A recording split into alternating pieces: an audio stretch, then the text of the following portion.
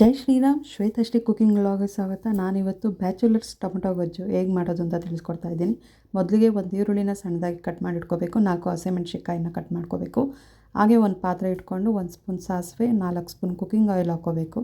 ಅದು ಕಾದ ನಂತರ ಒಂದು ಈರುಳ್ಳಿ ಮತ್ತು ನಾವು ಹೆಚ್ಚಿಟ್ಕೊಂಡಿರೋಂಥ ಹಸಿಮೆಣ್ಸಿಕಾಯಿನ ಹಾಕಿ ಫ್ರೈ ಮಾಡ್ಕೋಬೇಕು.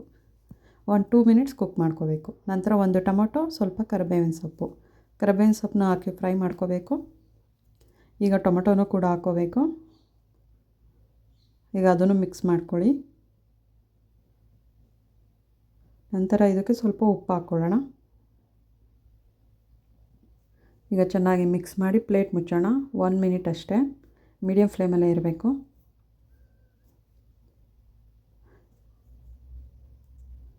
ಈಗ ಇದಕ್ಕೆ ಸ್ವಲ್ಪ ಕೊತ್ತಂಬರಿ ಸೊಪ್ಪನ್ನ ಆ್ಯಡ್ ಮಾಡೋಣ.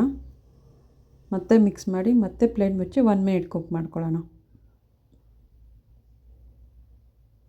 ಸೊ 2 ಮಿನಿಟ್ಸಲ್ಲೇ ಟೊಮೊಟೊ ಗೊಜ್ಜು ರೆಡಿ. ಇದು ಬ್ಯಾಚುಲರ್ಸ್ಗೆ ಯಾವುದೇ ಪುಡಿ ಬಳಸದೆ ಫಟಾಫಟ್ ಅಂತ ಮಾಡುವಂಥದ್ದು. ನೀವು ಕೂಡ ಟ್ರೈ ಮಾಡಿ, ಹೇಗಿತ್ತು ಅಂತ ಕಮೆಂಟ್ ಮಾಡಿ. ತುಂಬಾ ಟೇಸ್ಟಿಯಾಗಿರುತ್ತೆ. Thank you all.